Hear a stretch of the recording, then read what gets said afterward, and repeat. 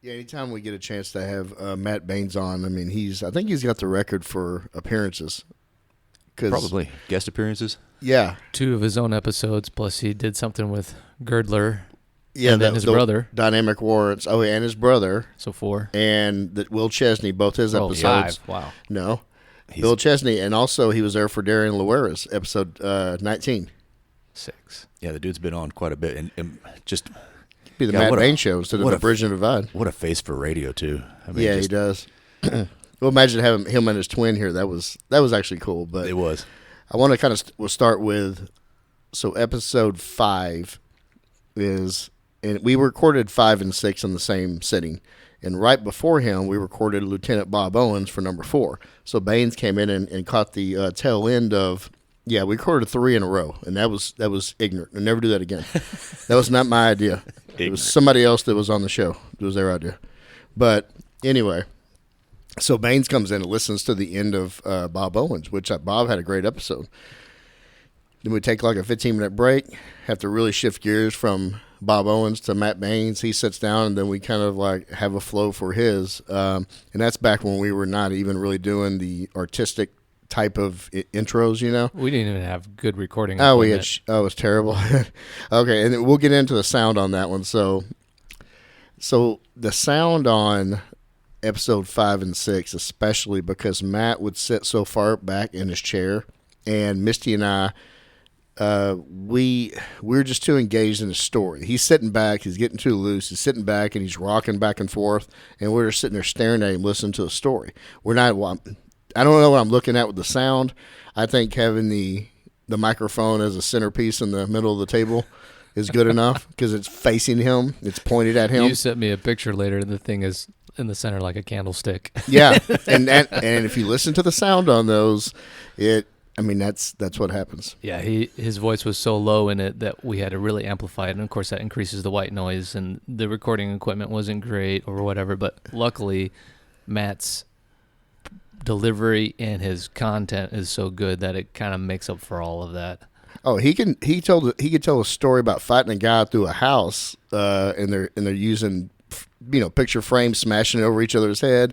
He tells a story about the dog walking and shit coming out as the dog is walking, and it sounds engaging, and you understand why we're sitting there hypnotized by this man's voice and his story. If Matt knew how to read, he'd be really good at doing audiobooks. He would. No, he would. He could do the the Lonesome Dove series. That's would be exactly perfect. what I was thinking. Just any Louis L'Amour books, those old westerns. Louis L'Amour. Listening to him complain about work every day, it's just like I just enjoy listening to him talk. It's everything's colorful. Like there's nothing that's just a normal statement with him. It's like everything. It's got the lingo, the slang. It's got some colorful edge to it. It's entertaining. Having him and Garrett Hellinger just go back and forth at each other and just have a conversation, and it's like being in Theo Vaughn's head. Like they're just so random. Well, we're going to put this on the front of episode 6, which is his part 2 was actually recorded in one sitting. We just cut it in half. Is that Electric Boogaloo? It's not Electric Boogaloo. It's Facing the Dragon. It's about it basically picks up with 7-7 starting in his role and his participation. So it got to the end. And I just remember he got Baines has a very soft spot when it starts talking about survivors of mass casualties, and he got choked up. And I just remember him pausing, and he was like, somebody say something, and Misty and I had to jump in and kind of like lead him back on the road and finish it out. But episodes 5 and 6, great story. His story in 5 about being basically hijacked and kidnapped into a trap house with his partner, riveting. And the sound was shitty, but his storytelling is so great. I cringe every time somebody brings those up, but the stories are so good. It made up for the crappy sound. You know, he could literally tell you what he had for breakfast and walk you through just waking up in the morning. You're like, God, that sounds cool. Yeah.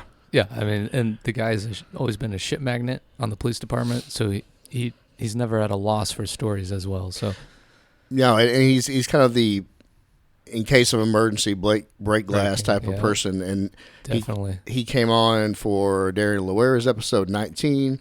He was there for Will Chesney 20 and 21. And then he was also back for episode 29, the Dynamic Warrants episode. So we that episode, he went first, and he covered the narcotics side with Girdler, Sergeant Girdler.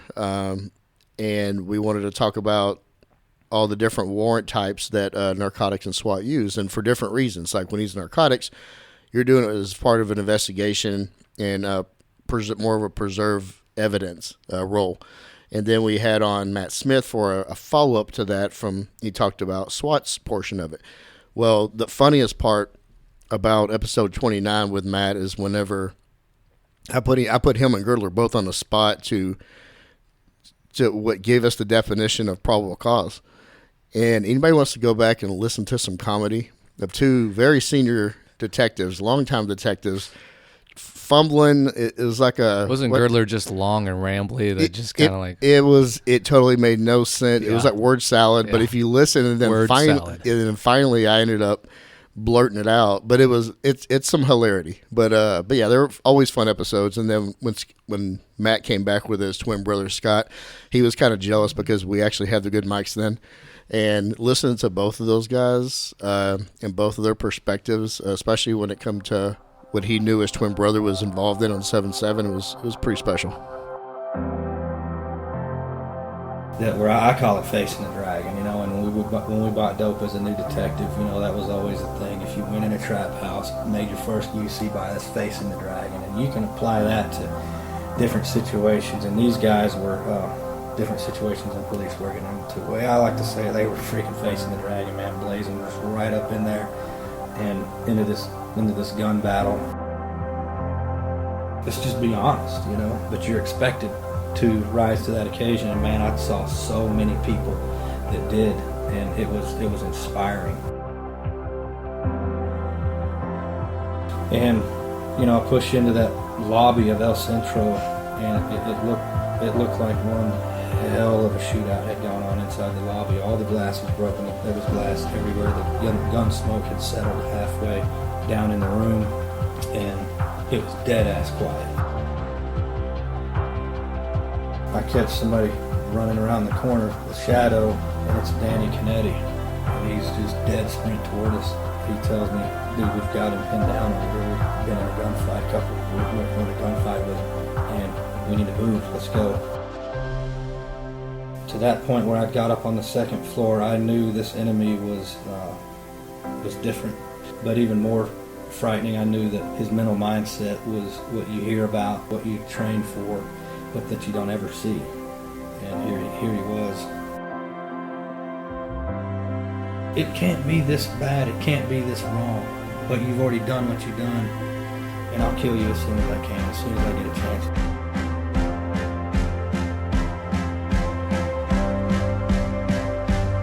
You're listening to the ATO Bridging the Divide podcast, brought to you by the Assist Officer Foundation. Since 1999, the ATO has given assistance to the first responder community, and now we want to give a platform to hear their incredible stories. We also want to hear the stories of the many people that support us. Our community is small, but we're strong. We have differences. We don't always agree, and we all make mistakes. But together we can grow, we can heal, and we can learn from those mistakes. And together we can bridge the divide. All right, welcome back to the ATO Bridging the Divide podcast. This is part 2 of the great Matt Baines. His first episode was so good, we didn't want to cut it short, and we want him to tell the story of his involvement on 7/7, 2016, Dallas, Texas. Yep, thanks for having me back, guys. It's an absolute honor just to be able to share it, be honest with you, and hang out with you guys. So I think it's probably appropriate to kind of set the tone for that massacre that we had. And, y'all were here. 2016 in general was just a very, very brutal year for law enforcement. It's kind of stayed that way since, but 2016 was in my opinion, from my experience, especially from a uniformed officer perspective, when we really started noticing a change in the tides, whether it was politically influenced, or which in my opinion it kind of was, but even the citizen, because the politicians really started becoming just heavily involved in police incidents, and it just hasn't really been the case in my 20-year career. And we started really seeing us police officers being judged by presidents and politicians and people who have really no business or no insight on what a law enforcement career is, or what a police officer does in general. And that really, in my opinion, again, you could see the tide starting to change, and the public in general started looking at law enforcement in a negative, less respected sort of manner. And it incited resistance and non-compliance across the United States. And that, we had the Black Lives Matter protests going on, and that kind of set the stage for the tragedy, the biggest tragedy in my law enforcement career in the history of my 20-year career in our nation. And so that there's the tone for you. And I think the police department had done their due diligence in vetting this protest group, and they were seen as a low threat level. And in general, the protest was kind of I think DPD put on a clinic, put on a show for the rest of the law enforcement agencies on how to provide and protect for these people that oppose us and oppose law enforcement, oppose law and order. And we, it went off without a hitch until the very end, where the lone gunman changed everything.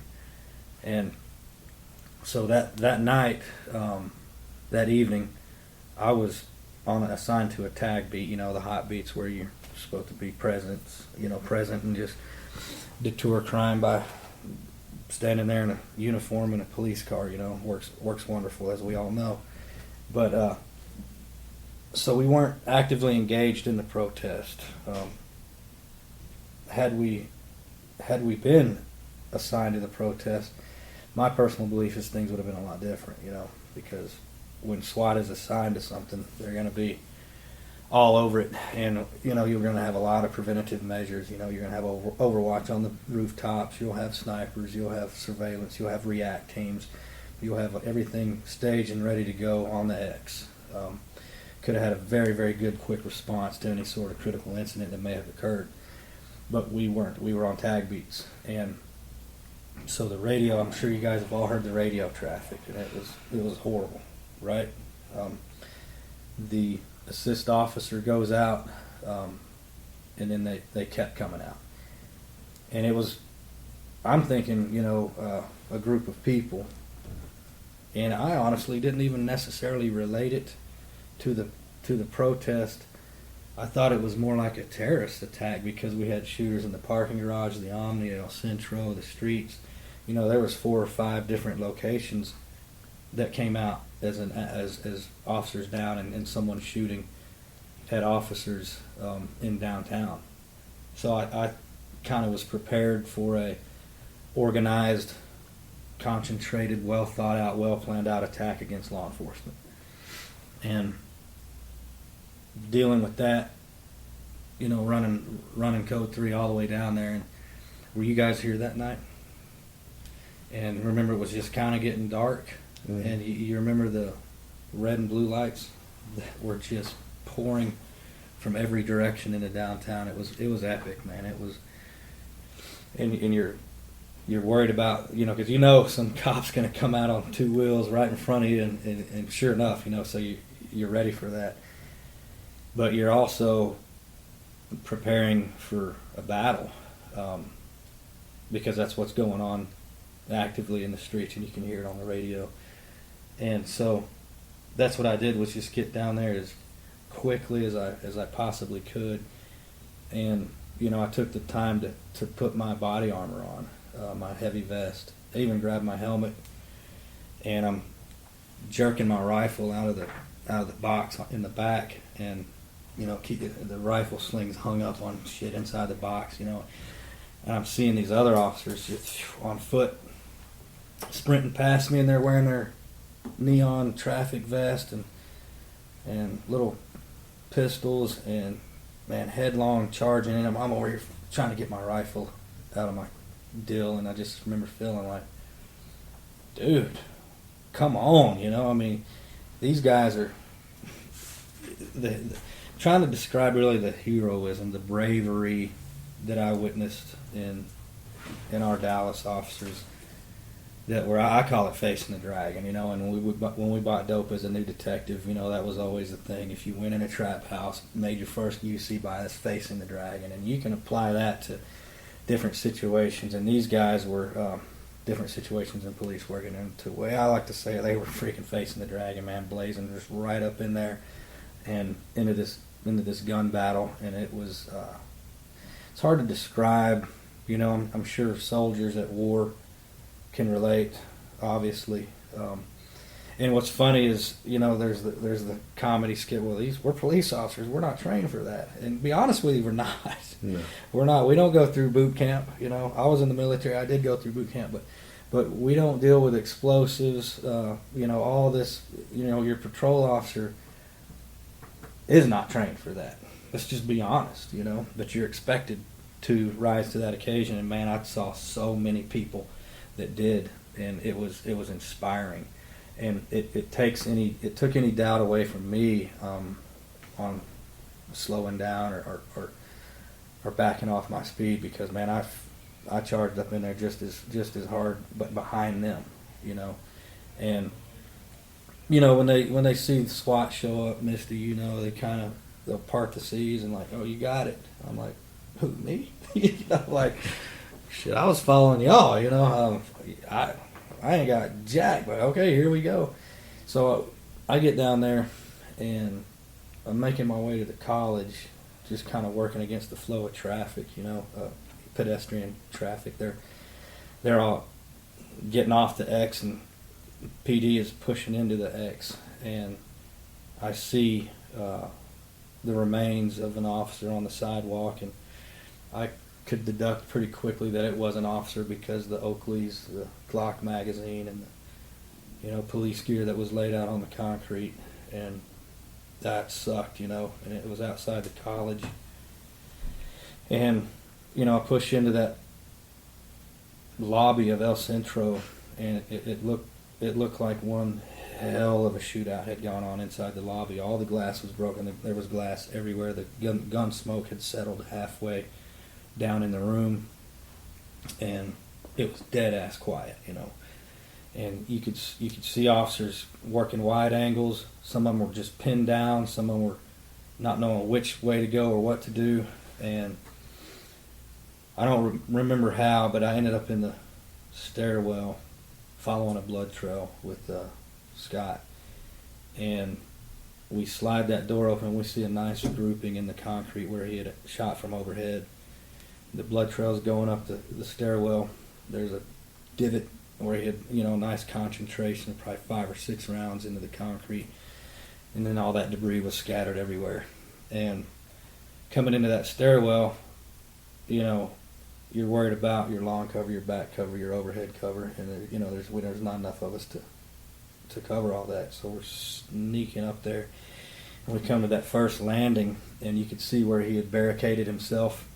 Or not barricaded, but he had positioned himself for the ambush, because there was a nice pile of blood on the ground, and he had written on the wall, some initials in his own blood, and he had already ambushed an El Centro police officer that came in that stairwell after him, and that was what that grouping was from. And we entered out onto the second floor, and the carpet was, a little darker color, and so the blood trail just completely disappeared. And we're at holding both directions. There's a hallway this way. It opens back over here, a library over here. And I catch somebody running around the corner, the shadow, and it's Danny Canetti. And he's just dead sprint toward us. And, he tells me, dude, we've got him pinned down over here. We've been in a gunfight, we're in a gunfight with him. And we need to move. Let's go. And I linked up with him, and me and Danny push down there, and when I get there, the visual pucker factor was immense. There's debris, sheetrock, glass, shell casings piled up in the floor. And you have Henry Edwards, Brandon Barry, Ryan Scott, me and Kennedy linked up with them, Joe Lopez, that are standing stout on this corner, holding long down this hallway. And I could tell all hell had already broken loose. And they're dead quiet, and they're trying to make a plan. And I show up with all the gear. I had gas, bangs, gas mask. I had everything you need, for the most part. I didn't have a launcher or 40 mil or anything, but I was pretty kitted out. And so we'd start deciding, hey, let's throw a bang down here. And I had a bang, and they're like, banging bangs. I'm like, I'm not sure that's such a good idea. This isn't a dope dealer, and this dude's movements, his tactics, everything that I observed on a sprint from when I left my Tahoe to what I saw to that point where I got up on the second floor, I knew this enemy was different. I knew he was maybe on our level with some things, but even more frightening, I knew that his mental mindset was what you hear about, and what you train for, but that you don't ever see. And here he was, and it drug all due respect out of me for the guy. And I'm looking at this bang like, man, that's probably we're gonna have a consequence when we do this. We're gonna throw this, and there's gonna be a consequence. So I hand it to the next guy. I'm like, have at it, man. I'll hold, throw the bang, and we'll see what we get. And I think everybody had that same thought, like, this probably isn't going to be a good idea. Anyway, long story short, the bang ends up back in my bang pouch, and we're coming up with options. Kennedy decides we're in a shitty spot, which we were, and when I got there, I assessed the situation, and I'm shooting, the old Winchester ballistic tip we used to shoot. Great round until you hit a piece of paper or anything else that it's got to penetrate through, and it's going to deflect, And if you're shooting soft tissue or even through clothing, it's probably what you'd want to use. But in this situation, I had thought I was going to probably shoot through a door, some walls, some glass, some intermediate barriers. And so I did a magazine change, and I put the bonded ammo in for some more penetration barrier rounds. And when I did that, I slammed the mag, I rack it, and that prompted him. And at this point, I didn't realize that this dude is like right there. How close? Let's say 25 feet, 30 feet. How'd you know he was right there? Because he shot about 15 fucking rounds right at us. As soon as I chambered that bonded ammo, here comes all the sheetrock, the muzzle flash. He takes a wide angle on us. It was phenomenal. You get this little sliver of him. He's off cover. He's not crowding his cover. His muzzle clears the corner by 2 feet. Bah, bah, bah, bah, bah. And he wide angles, leans out. You catch a little sliver, and then just that AK started barking, and that sheetrock started busting. And Brandon Barry's holding point on him, and scared the hell out of me. Like I physically jumped, and they didn't flinch. And I'm thinking, like, why did I have such a reaction in these dudes? But so I'll tell you why. Is because they had already gotten in a couple gunfights with them, and they were kind of acclimated. I'm just kidding. I think it's just because I'm a bitch, and they were, But that's what I say. It literally just scared me to the point where I jumped like you wouldn't believe. Anyway, I was just kind of more of a testament to them that they were dug in, man, and they held that and didn't even flinch. I've never seen anything like that. It's pretty badass dudes, really, is what I'm trying to say. But so Kennedy's like, we're all in agreement that this sucks. We're in a bad spot. I was the only one that opposed moving because we were going to give up our line of sight and pushing into this stairwell. When he pushes down on us, first of all, he could escape because the way the building was designed, he could either leapt across that hallway, and there was an elevator bank right there, and now he's on the loose again. He had two options: leaping across the hallway or pushing straight through us. So he was kind of trapped. And if we gave up that hallway, that's it. I mean, hopefully he pushes on us as opposed to getting in the elevators. So we were kind of debating that. But when that other volley of fire came through, they're like, yeah, we're out of here. And so I took point. I said, okay, I'll hold. Y'all push across, and I'll hold. And man, as soon as they pushed across that dead space to get into that concrete stairwell, me and this dude went at it. And I had just qualified. I had rifle calls that morning, and didn't clean. You know how sometimes when you're in a hurry, I didn't clean my rifle, but I dumped a half gallon of lube on it, you know, and so the first 5 or 6 rounds are just fireballs and smoke because it's got all that wet lube on your bolt and it's burning off down your barrel. And man, I saturated the whole. We might as well have banged him because there was that much smoke that I put down the hallway, and of course his smoke and so it got real hazy in the hallway after I let loose with that rifle. And Did you have a sight picture? I had the same. He did the little bitch move where he sticks the rifle around the corner and just starts banging the trigger. And I see the muzzle flash clearly. And so I pied out a little more than I probably should have, and just started walking, boom, boom, boom, this way into the corner, into that sheetrock. And just one round after the next with the penetrator, with those bonded rounds, you know. And he stopped shooting. Never shot another round after that. And, you know, I was kind of telling you guys earlier about the physiological effects, you know, your auditory exclusion, and that's what I had again, you know, and I was kind of deaf, but man, I could see our smoke meet in the hallway. I could see my gun smoke and his smoke meet in the hallway literally, and they had momentum and they twisted. And so then I'm getting all psycho on myself, and I'm like a little kid thinking the boogeyman's coming. I'm thinking, oh my gosh, he's gonna appear, I see this vision, Mm-hmm. he's gonna run right through this smoke behind that muzzle flash. And it's going to be the last thing I see. This is it. This is where I'm going to die. And I'm just going to hammer down until the end, you know. And you start thinking, man, what's this going to feel like? Because it's an active gunfight. And I've got sheetrock in my eyes, and I know one of these is going to hit me. It's just, you know, because why wouldn't? How are they not going to hit me? I'm standing here. And he never pushed out. And then my hearing fades back in. I think Danny Canetti did a very good job because he said they were yelling at me, Baines, you got to move, you're going to die, you got to move. And I wasn't responding because I'm locked in. And then they started the name calling. You know, some pretty colorful names that he called me. And I look over there like, what the hell? And he's like, and his face is like, I could tell he'd been chewing on me a while. You got to move now, you're going to die. And so I unassed from the corner. I bailed into the stairwell, and right about that time, we had put a robot in that hallway, and we had the transmitter in our hands, and so we didn't give up visual. So we held the hallway with a robot. Could you see him? No. We didn't want to get the robot close enough to him.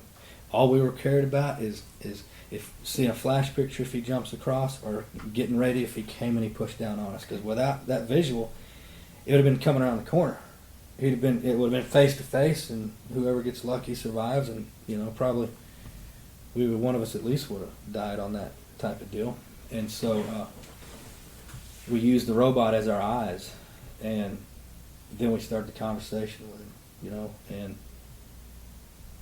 man, this guy, I don't really know how to, you know, I don't want to seem over dramatic but I don't know how you can in a situation like this. I mean, it was a dramatic situation as you can have on planet Earth. I mean, it's an active shooter. You know, what's besides a hostage rescue?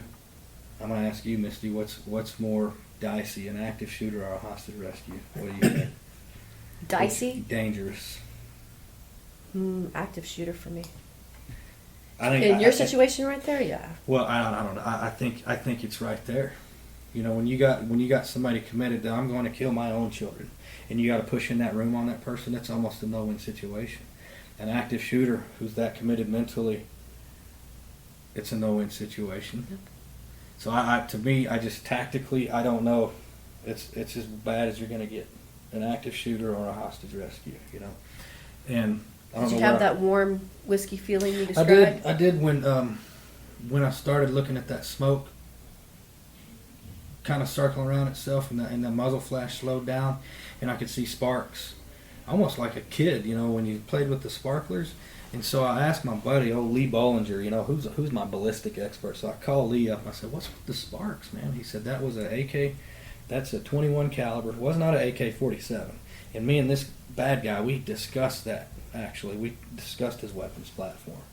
So he's an AK-74. It's a steel core, copper jacketed round that he was shooting. And so if you see the video of him out in the street shooting all those sparks, is because that steel core is hitting the concrete. And that sucker's moving so fast, and it was hitting sheetrock, drywall, and the aluminum framing and steel studs within the building. That's where all the sparks were coming from. And I remember being so distracted by these sparks that were zipping all over the place in the hallway. I'm like, what kind of magic shit is he, you know? And I was like, whatever this is going to get my ass. But Whenever you're talking to him and he's describing his weapons and you're realizing what you've already kind of figured, this isn't your average right. street criminal. This is somebody that's well prepared. How did that make you feel when you were hearing him discuss weaponry that you know Sure. about yourself? Well, his vernacular, even, you know, I asked him, I'm like, dude, I know you're bleeding, I know you're shot. I can get you medical attention and a microphone. What do you need? And he tells me, I'm good, man. I got my tourniquets, I got my Camelback, I got TAC med kit. And I said, my first question is, are you a cop? And, you know, What did he say? fuck you, fuck no, I'm not a cop. I'm here to kill as many white cops as I can. But I knew, dude, this guy knows weapons. He's had training. You know, his tactics, his moves are tactical, they're graceful, they're smart. They're what I would do if I was trying to defend against, a tactical team. He was doing it. And we couldn't get him. We couldn't kill him, you know. And he was killing us, though. One right after the next. And so I gave this dude his due respect, you know, and he wasn't a dumbass. And I actually, he was quick-witted. It's actually kind of funny. I mean, it's hard to say that because Awful things he did. because doing this, talking about this stuff, you always have to. I try to always have the utmost respect for those 5 widows. Oh, God, hurts to even say it, but so it's hard to talk about this guy in any sort of credible manner and not feel like you're insulting people. And that's one of the hardest things to do. But yeah, Look at, I mean, you're giving him credit for being a formidable adversary. yeah, More Sure. than most people would encounter in a lifetime or ever. yeah, Unless you're in combat with going against other soldiers that are trained. right. This is so unique in policing this type of bad guy. This isn't the guy that's driving up in a maroon Honda, you know, or just Right. you know, I mean, Exactly. this the guy you deal with 20 times a day out on patrol, or even you're trying to buy dope from. It's not. This is a Right. unique animal. And it's important for law enforcement listeners to know that. You know, Right. and I don't think that we've done a good job as a police department in that regard. You What know, I hear is true warrior from your part. You're giving your enemy the ultimate respect. I didn't mean to. He earned it. You know what I mean? But that's Right. but you have to Yeah. respect your enemy Yeah, sure.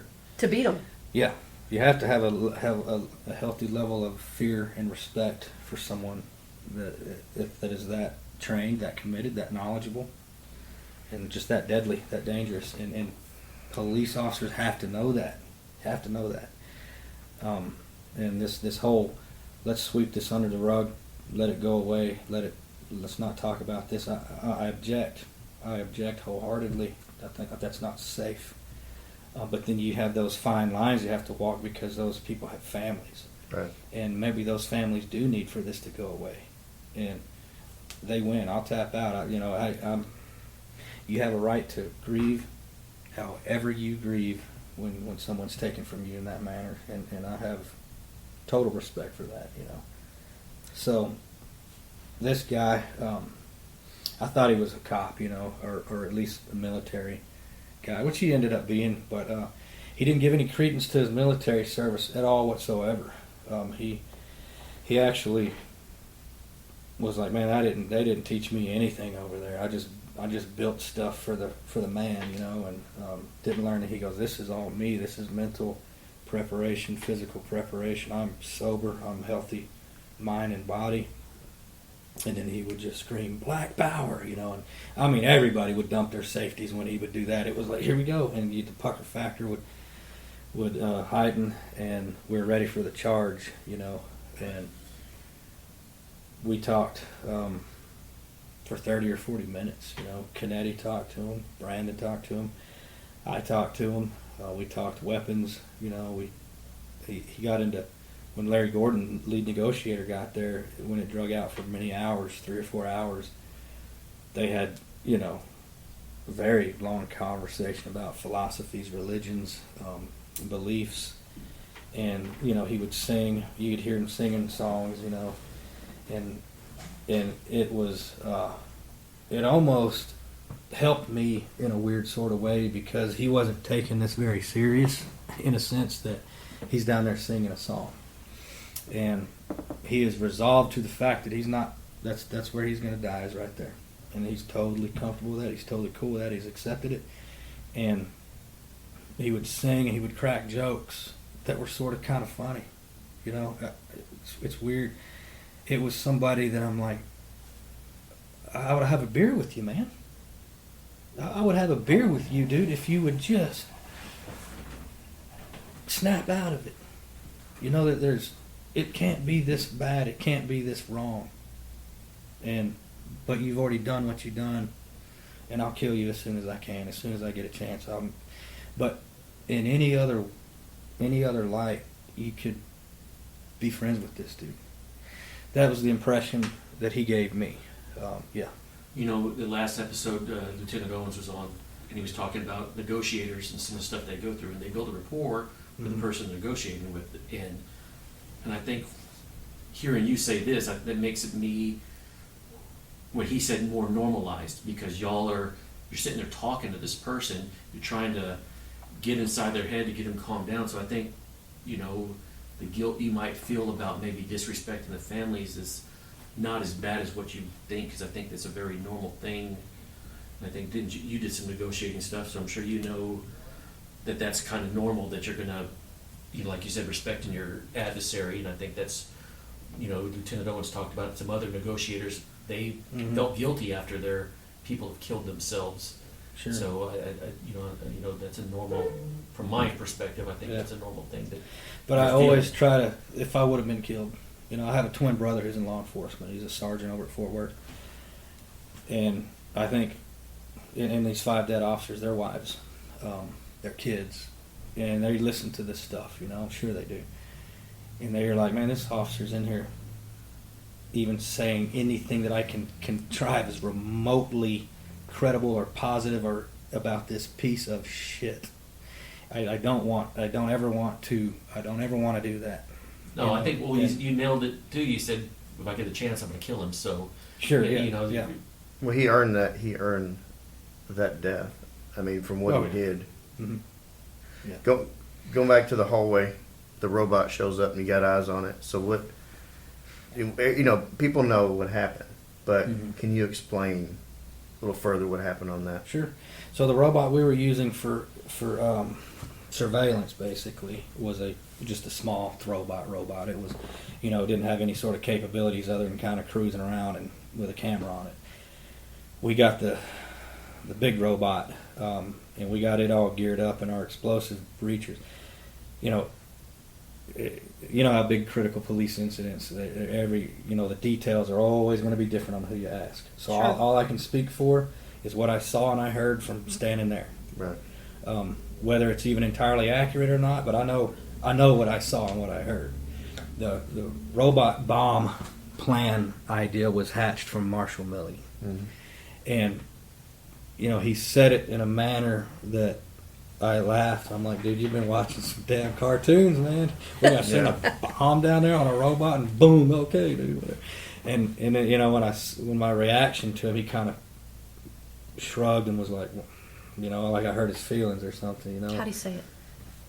Our faces are like this. We're both trying to hog primary. Okay. We're sweating on each other, and he had showed up after we pushed into the concrete stairwell, and he's like, the dude's down there asking for a phone, and Marshall's like, shh. Y'all know Marshall? Oh, yeah. He's like, man, if this dumbass is asking for a cell phone, we ought to just blow his ass up. And that's how he says it, Okay. He said it just right there, without even missing a beat. And so I smart off. I'm like, dude, you've been watching cartoons. So he shrugs it off, and then somebody says, that's a good idea, man. Let's send this up. And so Juante or somebody, I forget who it is, gets on the phone, calls Seibel. And I hear Seibel on there, wait, what? Same type of thing, what? And he's like, I like it. Hold on, let me get it approved. Ran it up the chain, approved, and so they hatched the plan right there, man. And they went in the library, and they got a book. And no, I don't know what library book it was. But You don't? I don't. I was getting right to ask you I'm that. telling you, I wish I would have known. And they get a library book for the frame, the frame of the charge, Okay. And they take a knife, and they cut a big circle in it, and they, Misty, you know more about this than I do. They wrap it with det cord. I don't know what grain or any of that, and they pack, I'm going to say, a half pound of C4 in that donut hole. So they make a nice little donut, and they fill the hole with a half pound of C4. Might have been a pound, don't know. And they wrap it in 100-mile-an-hour tape and put it in the mandrels of the robot. And there's our little delivery guy, And Larry Gordon, this dude was real sketchy, and he was real skittish, and so Gordon kind of lubed him up a little bit. Hey, man, we got it coming. Now, it's loud and clanky, and he put it in the hallway and did some back and forth with it. Now, relax, and got him accepting of the robot. And, Johnny Five goes down the hallway, kind of does a little bit of a wide angle, and there he is, proned out, battle position, sniper prone position on the ground, looking at the robot, studying it. And then they go to detonate, short count. Ready, now. Nothing. Nothing. What's Nothing. going through your mind? Oh, shit. And we had already pushed down off the stairwell because we didn't know if we were going to drop the damn college down on us or what, We didn't know how bad, and we're close. So we needed to get some distance to protect ourselves, so we gave up everything. And we hear, ready now. And I can't remember if it was been too many years, but out of nowhere, it wasn't in conjunction with any short count, just the boom, that low boom, that thump. And then you hear tap, tap, tap, tap, tap, tap. And we're like, damn, he escaped. He created enough distance, and he got out of there, and now he's shooting again. Which was not the case. After literally the dust cleared. Did you guys see that place up there? Yeah, I want to go back to when Johnny Five rounded the corner, and you see him laying there prone out, staring right at it. Mm-hmm. What was on the screen is what you're looking at, right? Yeah. I heard that you hear the thud and you still see that same image Frozen. because it's frozen. That's Yeah. the last image Right. that once the bomb went off. Transmitted, yeah. And that it was frozen. So some people were kind of, what's going on? What happened? Right. Yeah. Yeah. There was 20 seconds of kind of panic. Oh shit, we've fumbled this one bad. Right. He's on the loose. Everybody. But we had so much perimeter with gang unit patrol, narcotics. Everybody was locked down, so everybody was waiting for this target to present itself at any second. And we pushed down. Chris Webb pushed down and gets a visual on him, and I think they might have even breached a hole in the wall and peeked through the wall, if I remember correctly. and they see him doing the death rattle, finger still in the trigger guard, and they let him pass, you know, a couple seconds.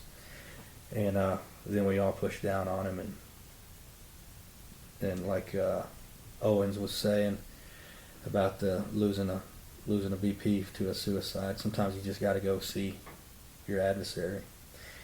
And so we're standing like in a half moon, me, Canetti, Brian, and Ryan standing above him. I got my rifle light. I mean, it's pitch black in there. There's electrical wires and shit all over the place. There's debris. This dude's under a pile of debris, and we're looking at him, and people are asking me, well, man, at that moment, what were you thinking?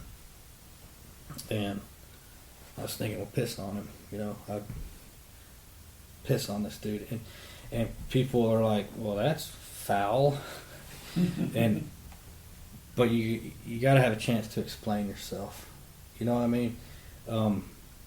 I know what damage he had inflicted by then. We'd been messing with him for 4 hours. I got all the intel dumps. I knew what he had done. I knew the challenge that he was, and we were victorious, and we had extracted due vengeance. And tell me if I'm wrong. Yeah, I just, you know, it was. Here, take this with you when you go down there. Yeah. Those were double fingers. Y'all couldn't see that, so if you get Yeah, I just want to say it. But, you know, people are like, you want to pee on him? It's like, you know, it's not like that, you weirdo. You know, it's a different. And if you don't understand, then you probably won't. You probably won't understand. Right. But, you know, it was. I know I'm going home. I know my boys here, right here. We're going home. I know this is over, and that's really when the difficult part starts, to be honest with you. You know, when you start hearing the stories of these people left behind and these families. And, you know, I didn't go to any funerals because I couldn't, you know. After Norm Smith's mother, I can't be around people when officers are lost. I can't be around. The grief. I can't do it, man. I don't know, I mean, weakness. You know, whatever it's called, I can't do that. I didn't go to any funerals. You know, I've had very limited contact with any of those family members, and I hope I don't know if anybody else has or has not. To me, it's just too difficult to, you know, I got 3 teenage boys, you know, and everybody wants to talk about, you know, July 7th, but, you know, talk about those families and those officers while you're at it, you know what I mean? Right. And because that's the tragedy. You know, it was an epic, historic event, but those families were changed forever, you know, and in such a cowardly, chicken shit manner, you know. And so you always got to take the time to give that part of the story, you know. I don't know how they've carried on. I think of my family without me. And I don't know. Somebody say something. Well, you've taken us from an 18-year-old kid in the Coast Guard all the way to this point. You've taken us through a foot chase and fights and trap houses and buying dope and flip-flops and being trapped, and then now we're here. So this career, things build up. Sure. Yeah. And at some point it has to go somewhere, and so how do you cope? How do you process it? How do you finish?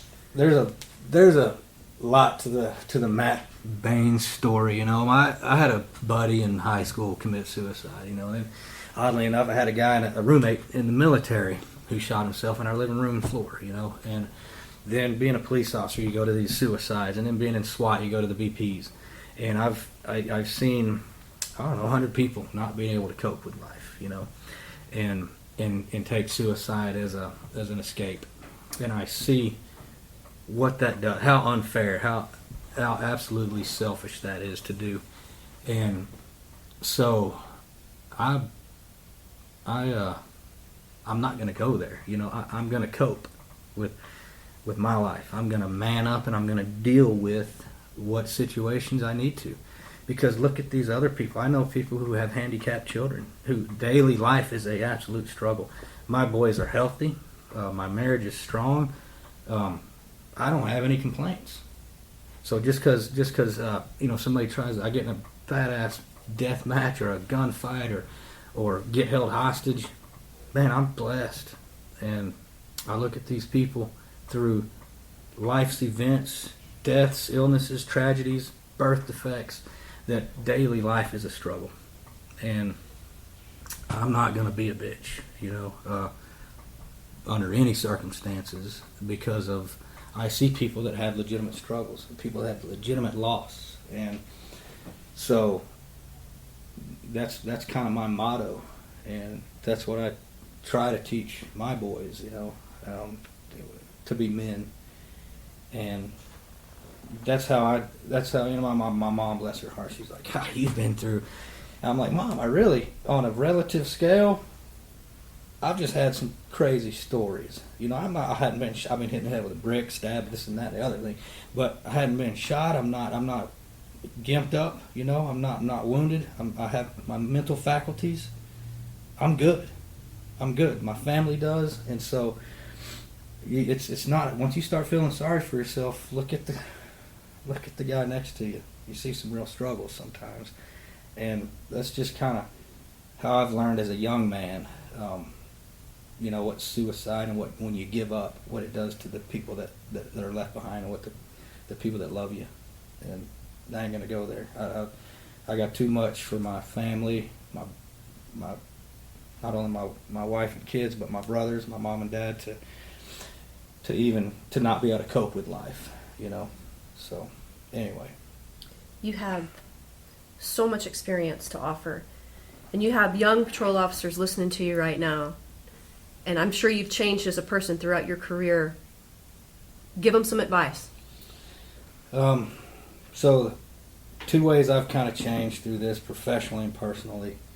My brother helped me with this, because that's a hard question, and you guys had asked me that earlier. How has this changed you both professionally and both personally? I'm like, hell, I don't know, So, and my brother's like, dude, I got you. I can tell you exactly how, because we talk daily, And so let me kind of read some of the stuff he said. Professionally, it puts the job into perspective. What's a big deal and what's not? It makes you able to take things less serious that are not as serious and focus on the more violent crime and evil people, not your normal everyday folks with expired registrations and whatnot. Which, to me, again, going back to way earlier, I became a cop. If I wanted to write tickets, I'd have worked for Plano PD. Sorry, Plano. Sorry, but I had to do it. Or I'd have gone out to Irving or whatever. I ended up here in Dallas, and I found out early in my career that I want to be a real cop. Again, that's not insulting people, because there's a lot smarter people getting paid more than we do as Dallas officers out. Writing tickets to the taxpayers. But that's not me. Personally, it made me less trusting of people in general. It can separate you from your everyday man, especially, regarding some of these millennials, or whatever you want to call them these days, these spoiled people that have never suffered a hard day in their life, and they want to criticize our law enforcement, criticize our soldiers, our military, and they hadn't had a day one of being in the trenches, of making any kind of sacrifice, but they're going to get on Instagram, whatever, TikTok, whatever, Facebook, and just be the loudest, most ungrateful little people, American citizens that they can be. And it makes me feel sorry for the generations of cops behind me, even our soldiers that have to deal with this, with these policies and procedures that have been set in place that are just so basically anti-law enforcement, really. And it's our own people doing it to ourselves, bending to the media. And so I'm here for the officers. And don't get me wrong, I'll still do whatever I got to do for a citizen out there, a person in need. But I'm here for the police officers to make them hard to kill in July 7th or on an op, running a warrant on patrol. It's obvious you're passionate and you invest so much in training. Yeah, that's what I do. That's what I do. I'm a trainer, and no, man, I love these guys that I work with. You know, I mean that in a literal sense. You know, and I take responsibility for them. I'll fight for them, and that's that's what's left of me in my last few years of this job is I'm here for the officers. You know, Matt, one thing, being here at the DPA for as long as I have been now, you were worried about sounding negative after Misty sounded so positive. I think you sound great, but and one thing you just said there at the end, I sat here and listened to these old guys retire and do their little speeches, and they don't ever remember the command staff or the politics. And the thing they say they're going to miss the most is the friendships and relationships and the team work they've done. So I think the stuff you've said is what people are going to remember from this, because you wanted to, get home to your family, get your friends home, and finish the job like you guys did in that stairwell. Yeah. You did. Thank you. Yeah. Well, and and I don't want to leave here without throwing the due shout outs where they belong. I had good trainers, some old crusty street cops too. Some of them with horrible reputations that I just love them to death, and we're talking the 20, 30-year-old street cop patrol officers. Lee Bollinger comes to mind, Carl Wackelt's up in Narcotics, After July 7th, 7 o'clock in the morning, I still hadn't slept. There's a knock at my door. I'm like, man, who? I'm all walking the door with a rifle, still all spun up, I crack the door and there's Whack with a bottle of Crown Royal. Pushes right past me. As soon as the door cracks open, he just pushes right past me with a bottle of whiskey. He's like, I ain't leaving till this is empty. And so we went to my kitchen table and we talked, and that was an incredible thing that he did for, a friend in need. And True friend? True friend, yeah. Garrett Hellinger, he's another one. Golly, that dude taught me about patience and discipline and just being smart, thinking smart, and I've just got a lot of mentors and I'd say idols that when I need guidance, my twin brother, I got plenty of people that I can call and rely on, and I want these officers to realize they do too. And it's sad how when you get in a crisis and you think you don't, but you do. You just got to realize it. Matt, I want to ask one final question. What you would tell a recruit that's in the academy right now, what can they do to prepare for what's out there, to learn from what you've experienced? I would tell them, if you want to get deep into this job, it's there. You can do that, and I highly encourage it. Mental and physical preparation is, I can't put yourself in situations. So when you are in that situation, you will have a game plan. It's just like running through a fire drill with your house. With your family, your household, in case a fire happens. Oh, damn! I've been here. I know what to do. And from an undercover perspective, that's extremely critical that you have to do that.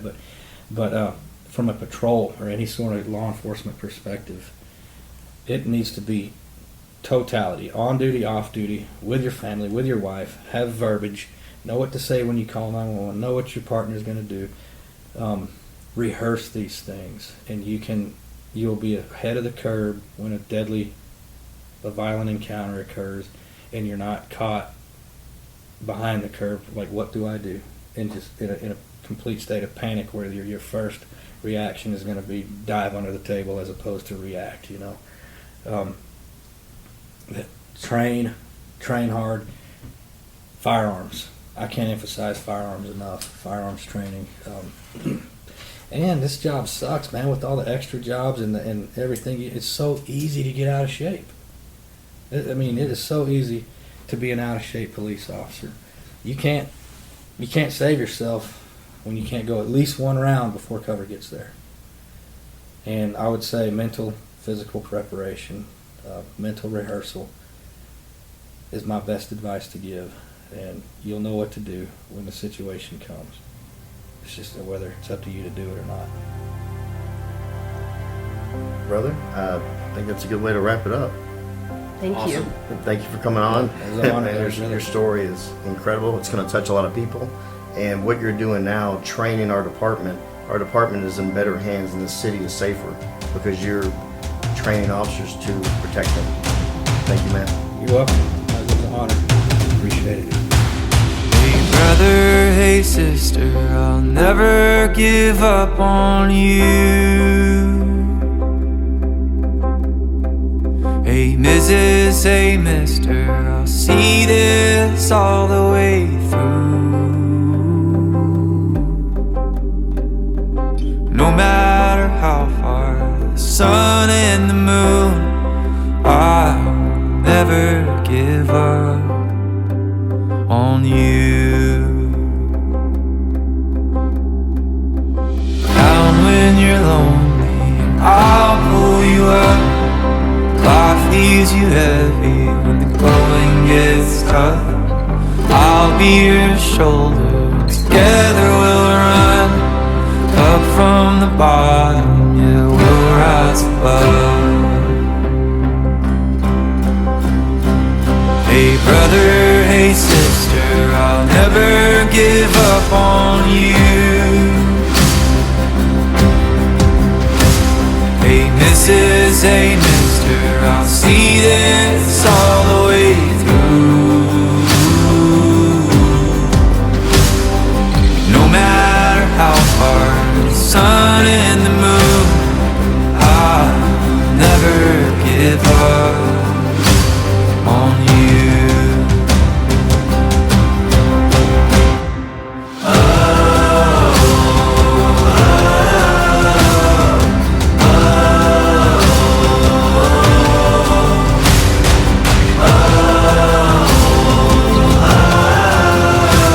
I'll never give up on you. Hey brother, hey sister, I'll never give up on you.